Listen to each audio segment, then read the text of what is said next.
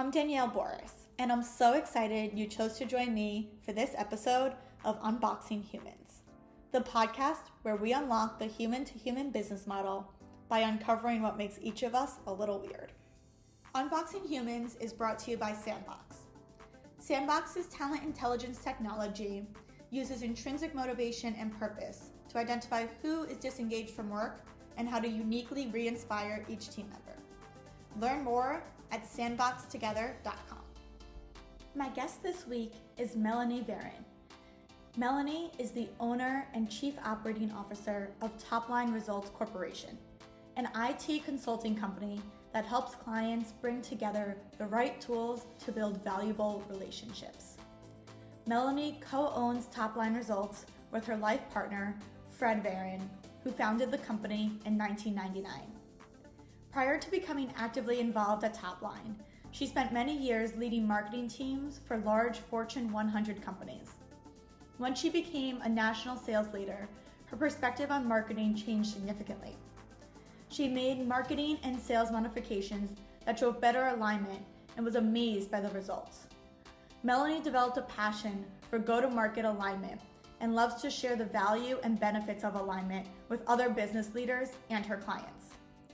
Melanie spent 7 years of her 35-plus year career doing business in Europe, Africa, and the Middle East for 3 different organizations, including leading one turnaround there.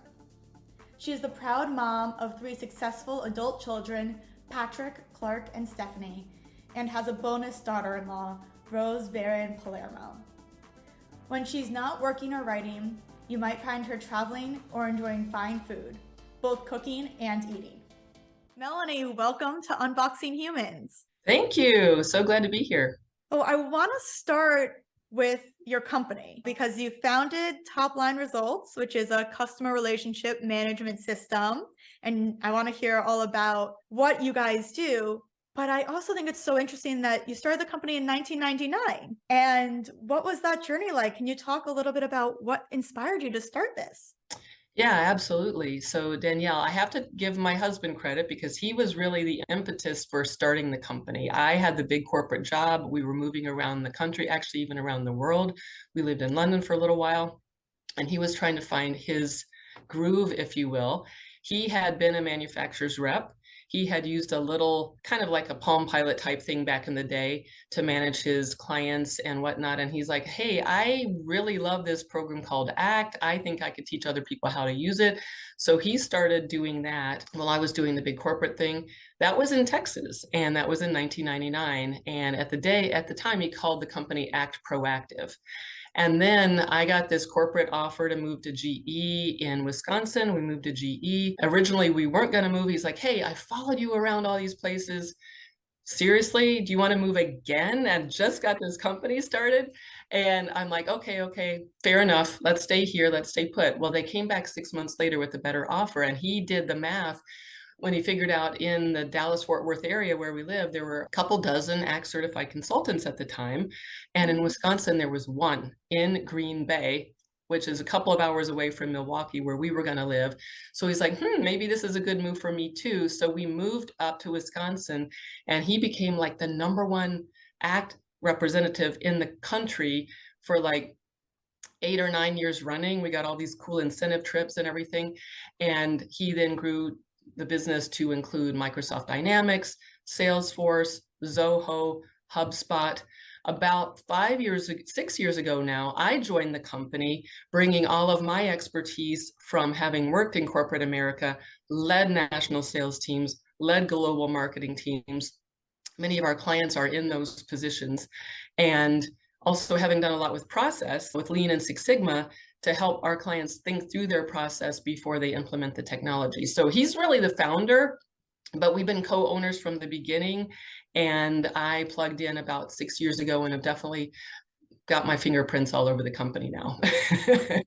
That's such an interesting story. And I feel like so many younger listeners don't think about the Palm Pilot days and the apps that were on Palm Pilots, and tech has been around for a long time now, just not in the way necessarily that we think about it.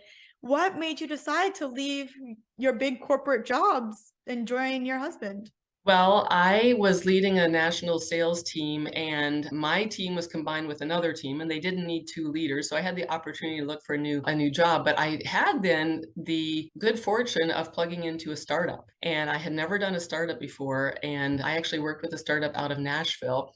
And it was in the same field as the corporate job I had. So I could bring a lot of my expertise there. That was super fun. The technology was very cool. It looked simple. It turned out to be a lot more complex. And so it didn't end up panning out. But the idea was there was this little pocket size EKG machine that could be controlled by an Apple iPad. And thing was great, except they had to keep like 5 different OSs in sync at the same time between firmware and software and the Apple iOS and the web browser and whatnot. And keeping all those in sync became a challenge. So didn't have the opportunity to stay with that very long, but I was on a board for a nonprofit for a while, and they asked me to join the executive team. I did that for a while, but I didn't really find a great culture fit. And that's when I said, hey, Fred, what if we work together on this? We weren't sure we wanted to do that. Being married for 30 plus years, we're like, working together might be a whole nother ball game. Maybe we wouldn't like that so much. So let's give it 6 months and see how it goes. And here we are 6 years later. So it's worked out very well. But one of the keys was I would not be in the main office all day, every day. I would work from our home office, which is only 5 minutes away. So I'm in my home office right now, and it allows me to have a little bit of distance, but still be very involved. And it's been a great ride. I've loved it. And yeah, it's been wonderful. And do you manage a team that's in the office while you're remote, or is your team all remote as well?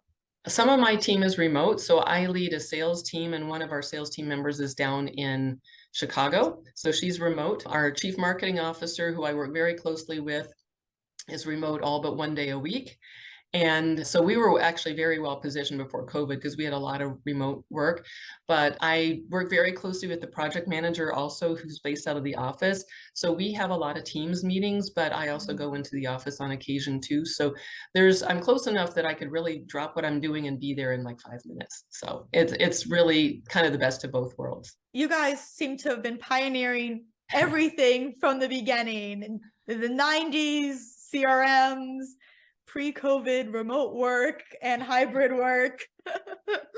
Yeah, it's actually been really, really interesting because rewind a little bit. I have an engineering degree, and it's so old that my first programming class was on punch cards. So, I mean, we're talking way back pre-Palm Pilot. But so this has been very, very fun. But staying in kind of the foray of technology has been great because it's been positioned us well for a lot of the ups and downs of business and gave us a lot of flexibility. And now, when it's so hard to find good people, having that flexibility is really key to getting good people on board. And we're not restricted to just the immediate, geographic area. And by flexibility, you mean remote? I mean remote, I mean some hybrid stuff. I mean, we even had some people who were part-time who didn't work full-time. So we've considered a lot of different business models. And even when I was in the corporate world, I had at one point in my career when I was a mom of young children, I did some part-time work and I even did some job share work. So that flexible work, opportunity has been kind of a big part of who we've been all along. So that's been very cool. Yeah, that's something I hear often from women who were always in the workforce, even while raising a family, is that diverse perspective that they brought to their companies. And now they're able to lead, whether it's the same company or a different company, saying, I know the value of flexible work, of job sharing work, of part-time work. Right. I'm wondering, when you were in that position for larger corporations, was that already something they were doing, or were you a big advocate of it and helped champion it? Yeah, it wasn't that common back then. In fact, I found a few people who were doing it, but when I finally announced I was doing it, I felt like I was like coming out of the closet or something because it was so novel. But what I did to make it work for me is I always maintained childcare options for 5 days a week, even if I didn't need it, just so I could flex. And then I always volunteered to schedule the meetings so I could schedule them when it worked for me. And everybody's like, oh, fine, you schedule the meetings. Well, I could always schedule them so it worked for me. And half the time they didn't even know I was part-time. I've had people tell me, you were part-time? I had no idea. And that's just because I never made a big deal out of it. And I always kind of made it work for me. But in doing so, it also worked for them. I think that's such a great lesson when we think about flexible work, part-time work, remote work. It's often such a big conversation, or how do I know my team is actually working if they're remote? And here you are saying, I was doing it and no one even knew because I was trusted to get my work done, right? Like Right. it was never an issue and you were showing up and you were doing the job. So no one had to know. They just Right. knew like Melanie gets her work done. Melanie's fantastic. Melanie's such a great Exactly. leader. And I think the key to it was I was doing a lot of project work. If you're doing an operational job where you've got to be like creating invoices every day or, picking up the phone and answering customer service calls every day, it's a little bit harder. But if you have a project-based role, like I did at the time, then it becomes easier. And I actually took that role knowing it would be easier to have that flexibility. And then I moved back into an operational role when I was ready to go back to full time. And that's when I took on the global marketing role and then eventually was tapped to take on the national sales team as well. I feel like that's the perfect segue into my next question, all about aligning work and teams. It sounds like you've been doing, I mean, I know that's what the business is all about, that's what your book is all about, but it sounds like Right. you've been maybe subconsciously focused on that for a long time. Yeah, well, I had been doing marketing at several levels in GE prior to that part-time stint and after. And even while I was part-time in a job share position, my job share partner and I were doing global marketing operations. So marketing was a big part of my career. I had never led a sales team. And I never really ever carried a bag as a salesperson. But again, my boss was faced with having to eliminate a role, and he decided to eliminate the role of the person who was currently in the sales position. He had only been in that role less than a year. He wasn't really a good fit. He had been brought in from outside. So culturally, it was a little bit of a disconnect.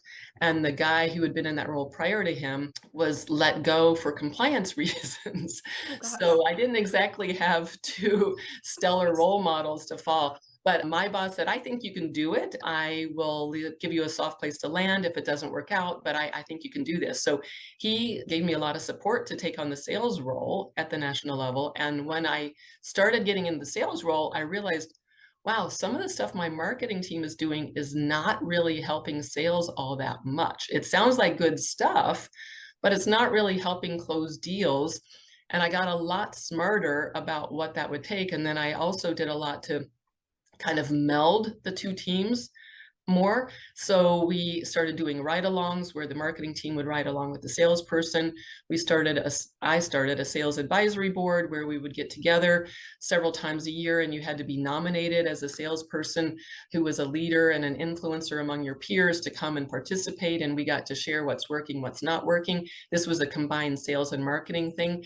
And over time, the teams just got so much more knowledgeable about what each other does, what the pain points are, how we could help each other out.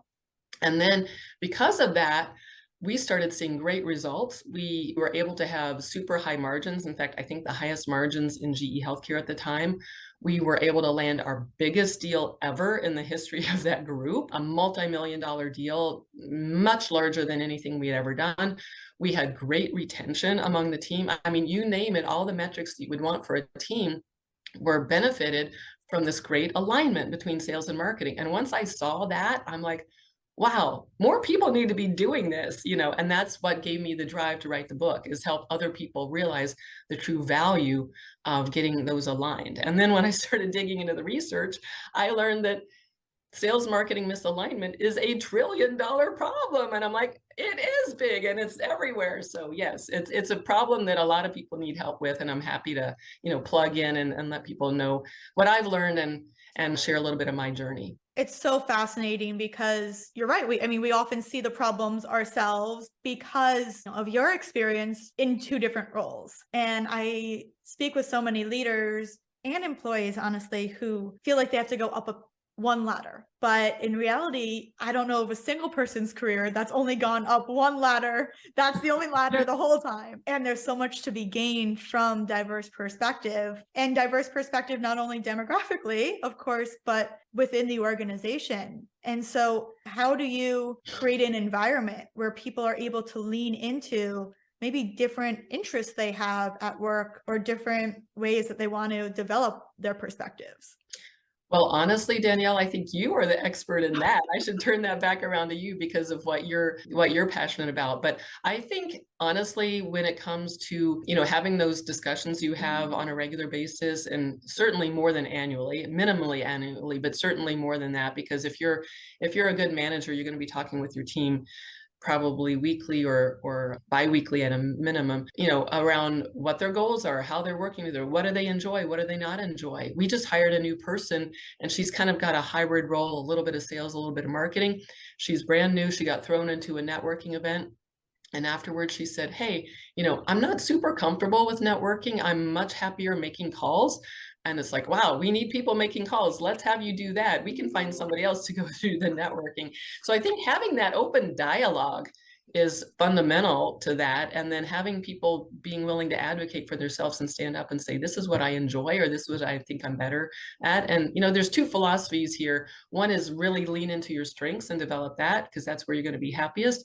And one is, hey, I have a problem here. I should work on that. That's true. You probably should, but it never ends up becoming your strength. So I think if you can figure out your strength and lean into that and let your leaders know, your managers know, your peers know, you can support each other in that. And then because we're all different, different people's strengths will benefit the others because they'll be complementary. And then you kind of all rise together, right? Yes. I mean, I'm in awe of that story where you've created so much trust in your organization and so much psychological safety that someone feels comfortable saying, hey, this task that you gave me is really not my thing. And being able to shift the work. I mean, that alone is so incredible. How do you make sure that you're always creating that trust in the company? Is there sort of some key secrets you've seen? And maybe in terms of alignment, how does alignment fit into that? Well, we're a small company, so we all wear a lot of different hats, and it's very rare that one person only does one thing. And so because I would say maybe the tech team is the exception. The people who are actually developing the databases, the configuration, the scripting, and all that tend to focus in that area. But those of us in sales sometimes do a little bit of marketing, and marketing does a little bit of sales. We do have specialists there who do it more full time than others, but because of that, having to wear multiple hats, I'm okay to say, okay, of these two hats that you're wearing, if you feel more comfortable with that one, let's find more work for you to do there. And if we need you in this area, we'll pull you in when we need you, but otherwise we'll let you kind of lean into that space. And that's part of what's great about being a smaller company is you have some of that flexibility. Now sometimes you don't, because we need somebody to send out invoices, and whether you like to send out invoices or not, if that's your job, that's really what you need to do. And maybe if you don't like it, maybe we need to find somebody else. But so there's certain areas where you can't be flexible, but in certain areas you can. And so we try to maximize that where we're able to and still get our jobs done, right?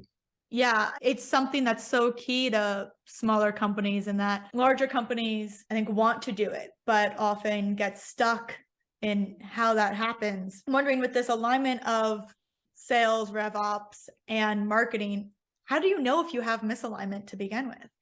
Well, some of the telltale signs are when sales complains that they don't get good leads, or marketing complains that sales doesn't follow up on the leads that they're given, and things like that. When you start hearing those kinds of rumblings where it's like we, they, then that's a good sign. Some of it may be that they don't understand exactly what each other's trying to do. We recently, because we help our clients with this all the time, but every now and then we have to stop and make sure we're doing what we say others need to do. So we recently step back and redefine our sales process to make sure we're really clear on what's the difference between a lead and a marketing qualified lead, or a marketing qualified lead and a sales qualified lead, or that and an opportunity, and what are those triggers going to be, and what are those handoffs going to be.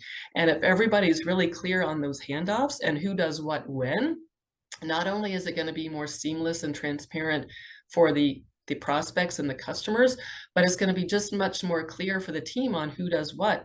And then you can actually hold each other accountable. Like, I did my part, now it's time for you to do your part. And we all agree this is your part, right? And so, it just becomes easier when you have that clarity. And so that's part of what my book does too, is help bring some of that clarity around process, right? And it's not just process, it's also, definition of customer, it's also common platforms, it's also common goals. And I think if you can get those things lined up, then you're well on your way to having great alignment for all your go-to-market teams. And ultimately, that's what revenue operations is all about, is great alignment of your go-to-market team so that you're really leveraging your full potential for growth. It's so interesting in terms of there's so many things. Finger pointing, I mean, is the one that comes to mind. I've certainly worked in organizations in the past where it's your fault, it's your fault, it's your fault, and trying to hold themselves accountable. And what you're right, what really needs to happen is everyone taking a step back and remembering we're all on the same team. Right. And I think especially as companies grow, they tend to lose that. It's that department's fault because, I don't know, something about our workforce, maybe in the US at least, is very, very finger pointy, I have to always be protecting myself, maybe a level of fear, which definitely hurts companies. Yes, absolutely. Yeah. If you feel like you have to tear somebody down to build yourself up, then that's a problem, right? Hopefully you're all rising together. And is that one of the secrets, you think, to keeping your business going for so long? I know you only joined 6 years ago, but you've been with some great companies as well. Yeah, I would say employee recognition, team recognition, basic gratitude for what each other is doing to help each other out is super good. I was very intentional about that when I led that national team at GE and trying to make sure that my team members who were doing a great job always got recognized. I was able to, after that big award or that big deal that we won, I was able to get about 7 people from my team nominated for a President's Award, which is one of the higher recognitions you can get. And I just took the time to do that. I mean, even now, there's a local award, and I have a friend who I think is very deserving of it. So I'm taking the time to nominate her, even though I've got one or two things going on in my life right now. But I think that is important. And we have on our staff meetings every Monday morning a time called We Notice. And it's basically a time for shout outs. And we actually put it in the meeting notes. So you can say, hey, I'm really thankful for Cyrus for bringing this to my attention, or I'm really thankful for Leanne for taking care of this for me. And today was the longest list of shout outs we have ever had. It filled out an entire page, and we've only got like 14 people. So, I mean, several people had multiples that they were shouting out to the team. And I think when you do that regularly and you just show appreciation, it goes a long way towards staying aligned, What was it about today that there were so many? Did something happen recently? I don't know, but everybody was, had several shout outs that they wanted to. And I think we're in a kind of a cool rhythm right now where we've hired a couple new people. Even the new people jumped on board and had their own shout outs. Several people did shout outs for the newer people because they were proactive in reaching out and scheduling some one-on-one meetings and getting to know folks. And I don't know if it has to do with just kind of we're in a really good space right now. I think the other thing that we've instituted that has turned things around for us a little bit and made it a little bit more fun is we said, this can't be all work. Let's have a little bit more fun with what we do. So we said, who wants to be on an engagement team for the company? And here's a budget. Every quarter you can spend X amount of money to go plan something fun. And so we actually had some fun things recently where actually one of our guys who's very into remote gaming helped us all over lunch hour one day play Jackbox games. Mm-hmm. And I don't know if you've ever played that, but that was super fun. And several of the shout outs were, hey, Michael, thanks for scheduling Jackbox games. That was so cool. So I don't know what it is about right now, but it may be a combination of the new engagement committee and the fun things they're doing, some new people joining the team, and just generally being in a good space as a company. So yeah, it sounds like you had all the pieces in place already to motivate people. You're very focused on making sure everyone is doing the work that they love and leaning into their strengths and celebrating each other and aligning people so that, every goal is aligned across teams and everyone's really marching to the same beat. And then putting it over the top, you added the engagement committee. And I think it's just so brilliant because today we see so many companies starting with the engagement committee and forgetting to do all of the rest of the stuff, which is arguably the fundamentals, the most important, as you've demonstrated. Yeah, we did probably several years ago now start doing a much better job of laying out for the entire company what our business plan is, and then having everyone's individual development plan for the year aligned to that. And so people have their new 2023 individual development plans laid out. They know exactly what they're doing, how it fits in with what our goals are, and that kind of thing. And I think that absolutely helps drive alignment for sure. Yeah, it sounds like the combination between those development plans, but then also this team member that you gave the example of earlier saying, I can do my development plan and I can do it in this other way that, great, do it in this other way. You're still meeting your goals, you're still working, developing, and you're helping us in a way that we actually needed more help, as you said, right? Oh, we need someone to make those calls. Right, exactly. Yeah. Yeah, that psychological safety in speaking up, but I just can't get over being able to align people to the right work. I mean, that's what I'm all about. Exactly. Well, I feel like you should give a pitch right now for your book. Oh, my book. Yeah. Well, my book is all about the science behind people first leadership. Yeah. And aligning the right person to the right work with this premise that we're all weird and unique in our own ways. And when we're able to uncover what makes each person unique in our company and help them lean into that, we're able to thrive more as individuals, teams, and organizations. So this team member is like the living, breathing embodiment of what I was saying in my book, which is, yes, good point. Why I'm so excited for those who don't know what my book is. Thank you. Yeah, absolutely. I think what you're writing about and what we're trying to do has a lot of symbiosis, if you will. It's very complementary, even though I'm focusing on go-to-market teams specifically. I think, I think there's a lot of complementary concepts. So yeah.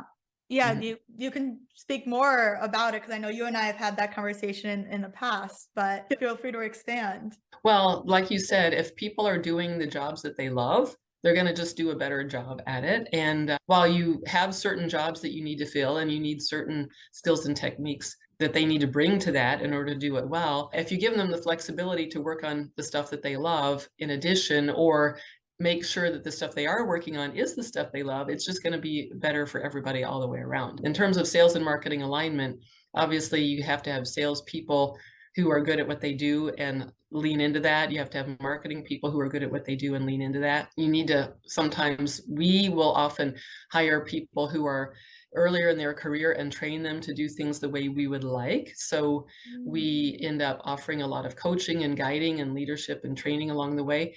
And that helps too. But then you need people who enjoy coaching to do the coaching and people enjoy the mentoring to do the mentoring. So it kind of plays into a whole bunch of different things there, right? But we have some people who are really, really good at that, enjoy it, and do a fabulous job. And they've been able to train people up to do the work that they've been doing on the technical side and on the marketing side. So it's worked out very well. So great to see that working out in real life in an organization, and to, of course, learn more about how to do that in your new book, which is out now on Kindle. That is correct. As of today, January 30th is when we're recording this. I became available on Amazon Kindle, and it should be available where all ebooks are sold here in the next couple of days. And then the paperback will be out at the end of February, beginning of March. It's called Ignite TopLine Growth. And the subtitle is How RevOps and Go-to-Market Alignment Spark Success. And it really is, the goal is to help other companies drive more growth through that alignment, and it will ignite the top line for them. So that's the goal. It's interesting to me, actually. I'm just realizing this. Why do you say top line rather than bottom line? Well, obviously, bottom line growth is important. Yeah. It's more important at the end of the day, because if you spend more than you make, then your business won't last very long. It's not sustainable. But I chose top line because sales is typically more focused on top line. Marketing tends to be probably a little bit more focused on top line as well, although they have to be cognizant of how much they're spending. But it also dovetails into the title of our company, which is Top Line Results.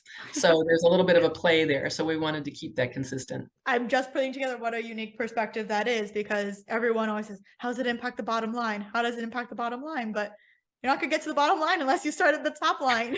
That's right. That's right. And I mean, there are so many levers you can pull to help drive top line. Obviously, price is one and volume is one. And the more you sell at the higher price, the better your top line. At the end of the day, though, you still have to control cost and be cognizant of that, because bottom line is what, you need a positive bottom line, or you're not going to be able to cover all your bills, and you just won't be able to be sustainable. So both are very, very important. Well, Melanie, thank you so much for joining me today. I loved our conversations, as I always do love talking to you. It's so insightful. You can learn more about Melanie, her business, and her book in the show notes. We'll link to everything there. Thank you so much. Danielle, it's been a pleasure. Thank you for asking, and I wish you all the best. Thanks for listening to this episode of Unboxing Humans. Don't forget to subscribe and please rate us 5 stars. This rating allows other amazing humans to find our podcast and listen to our guests' wonderful insights. Thanks so much and have a great rest of your day.